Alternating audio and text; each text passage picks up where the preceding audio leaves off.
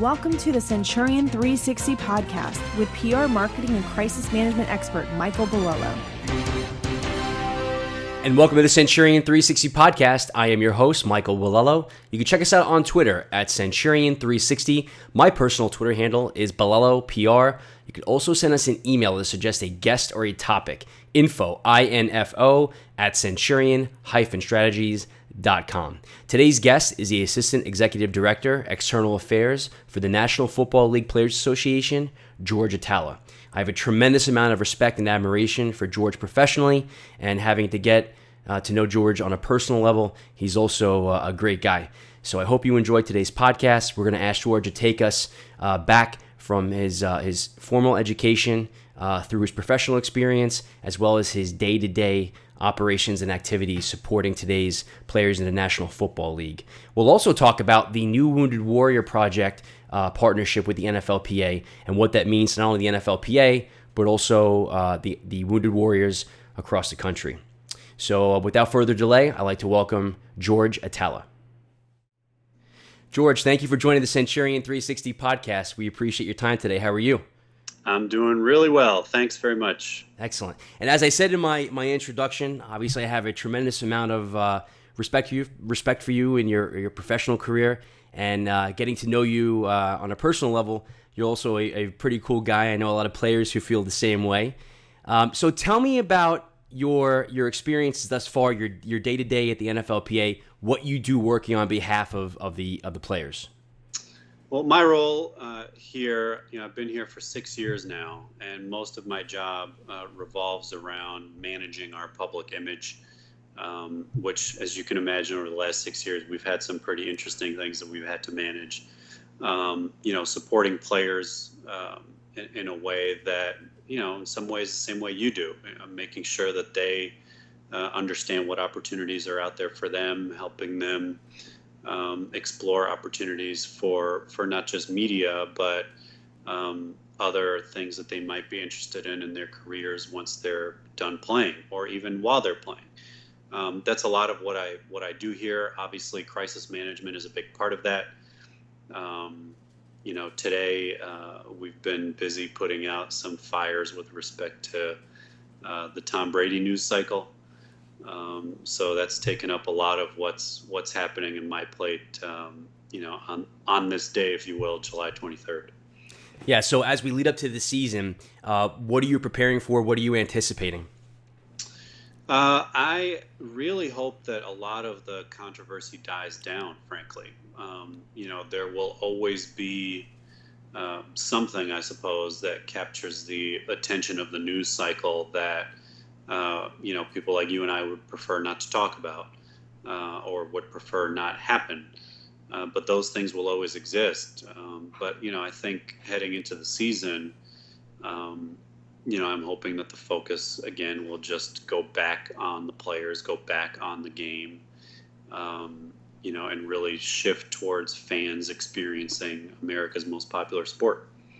Yeah, and it's interesting when you see a player like Tom Brady, who's had a very successful career. He's a great guy both on and off the field. Even a veteran player like him in this 24-hour news cycle, as you alluded to, they're not impervious to negative attention.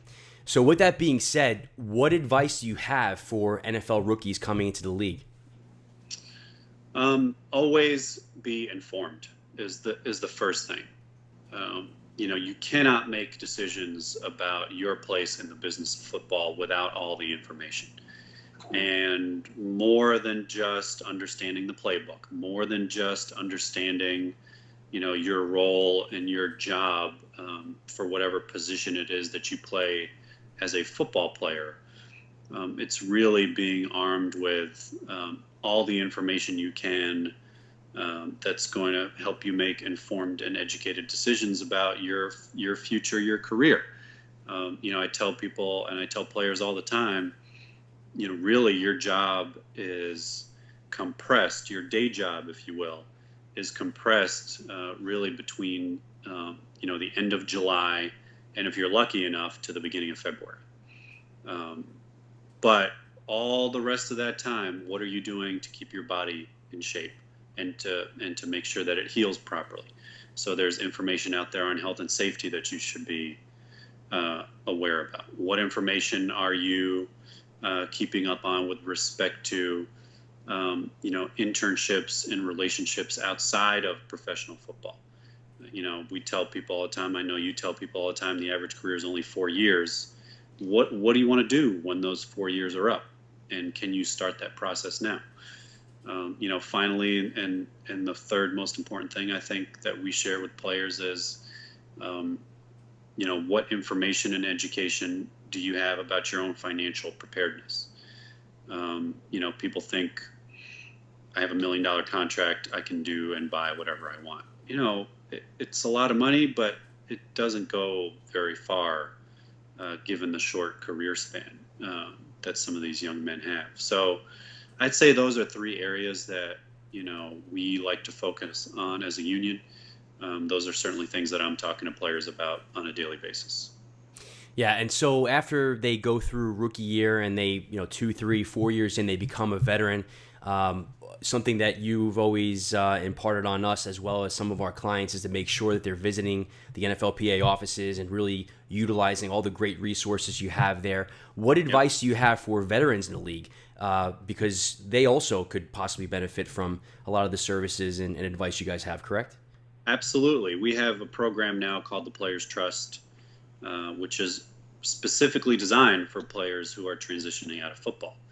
The resources for that are amazing. It's, almost $25 million a year dedicated to transition services. That includes things like scholarship money for higher education. That includes things, like health and safety, through our brain and body program. So once you're out of the league, you can go to a special healthcare facility and get a full brain and body scan to assess exactly, what kind of shape you're in, get professional medical advice, nutrition advice on how to help you, maintain your level of health. Those are things that frankly are resources that we try to impart upon players every day. And I'm laughing because I feel like I could use some of those sometimes myself. Yeah. You're a pretty fierce basketball player, correct? Yeah. Outside of the office? I am. In fact, I had my ankle in ice all morning today because I got a little too aggressive. And when you get to be,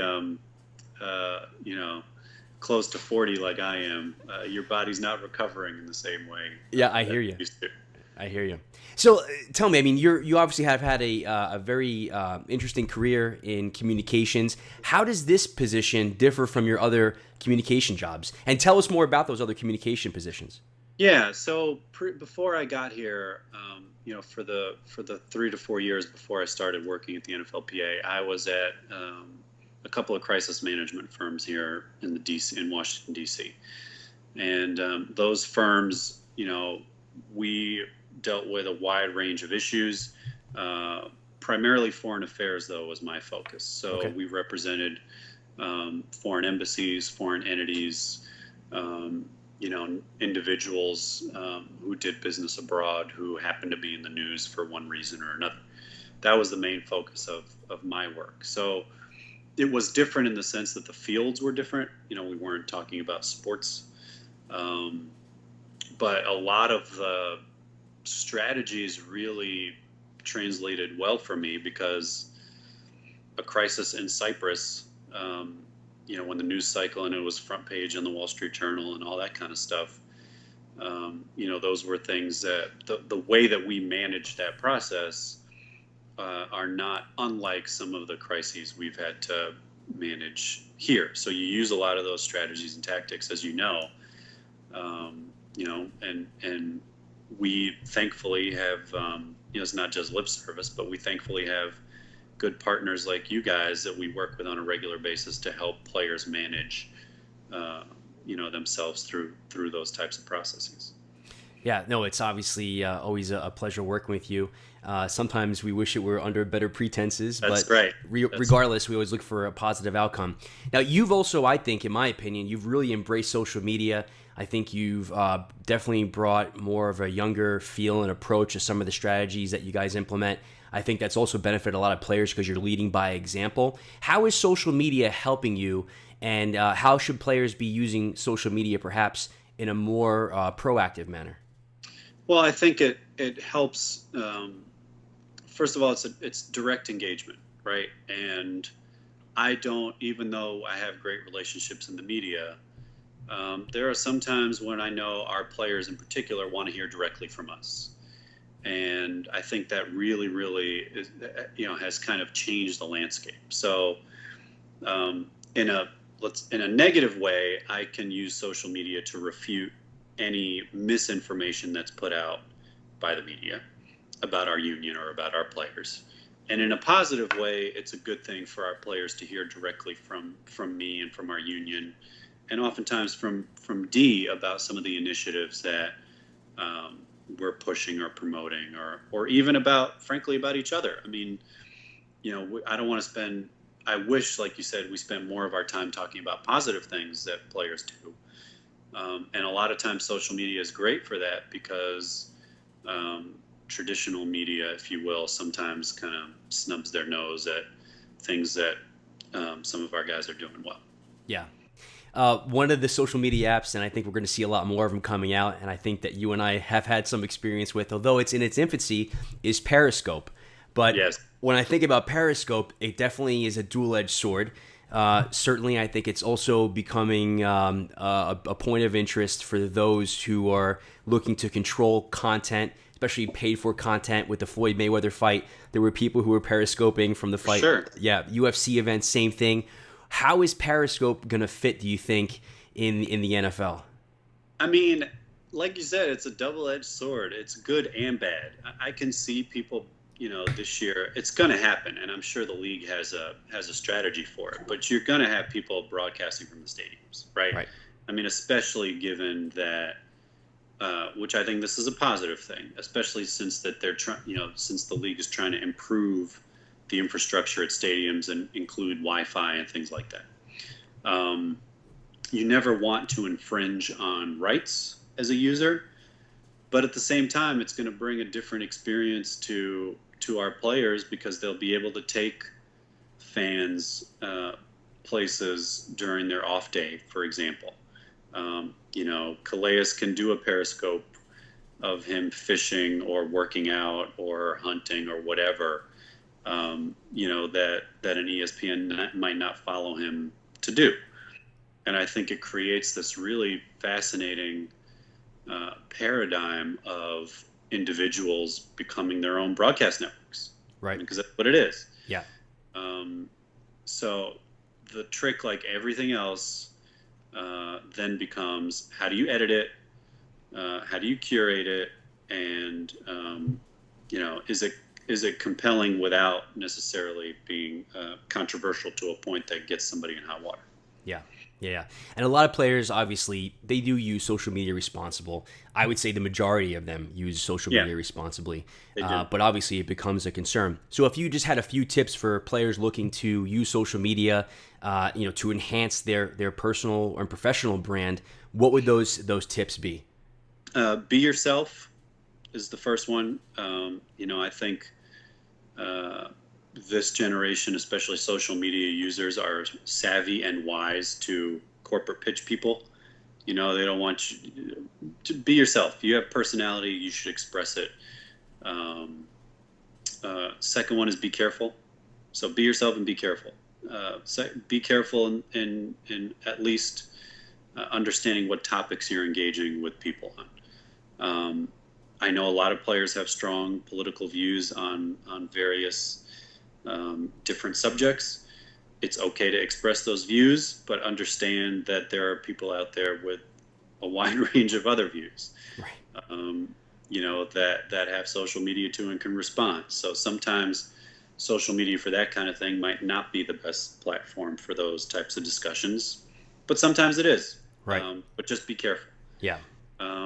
And then the third thing is look for opportunities. Look for opportunities to engage with people. Look for opportunities to meet people on social media that you might not have a chance to meet. I'd say There are a couple of members of the media where I met them faster through Twitter than I would have through an email or a phone call. So always for those opportunities. So those are the three things that at least I try to share with players. Yeah, I don't know if you're watching the show or not, but HBO has a new series called Ballers. And yeah, I've been catching up. I watched the last episode. I thought it was funny because they talk about expectation of privacy. And there was a player, if you're not watching the series, not to spoiler alert, but there was a player who was caught in a compromising position, and basically the agent or attorney said that there was no expectation of privacy. And that's something that we all struggle with, because privacy, as we know, with the advent of apps like Meerkat and Periscope, that's becoming something that is it's just not there. And so do players have an expectation of privacy outside of their home, outside of the locker room, or are they public 24/7? They're not. I mean, my view is they're not public 24/7 unless they want to be.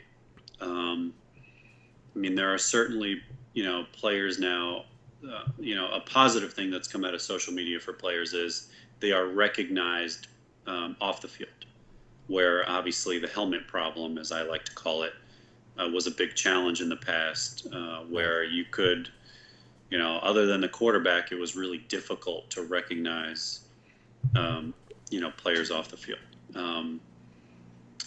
But there is an expectation, I think, of privacy. It's really hard. It's got to be really hard if you're an NFL player now and you go to a restaurant and you want to have dinner with your family, and you can't have a quiet dinner. I mean, those are certainly challenges. But I never believe that, I don't believe in the idea that there isn't an expectation of privacy. And not to mention, Dwayne Johnson on that show would have probably already been cited of like 17 violations of our agent regulations. So, Yep. We would have shut him down already. So, yeah. But again, realism versus sure. The art, if you will. But those are things that I think players have to be aware of, frankly. Yeah, no, I agree. And obviously, having professional communicators as assets and being able to go to them for advice and counsel, and even helping them with social media is important. I wish more players and agents did that. So let's go back to your professional career. For those who perhaps are working with agencies, they're not necessarily working in professional sports, and they have aspirations of getting into sports entertainment communications. What advice do you have for those folks by way of transitioning? How would they perhaps get involved? Well, I think, this is the advice I give to any young person who's trying to find a way in this career. You don't necessarily have to start in sports. Number one, I think, I say that mostly because I didn't start in sports. I didn't have any real expectation or pursuit of this industry growing up, frankly.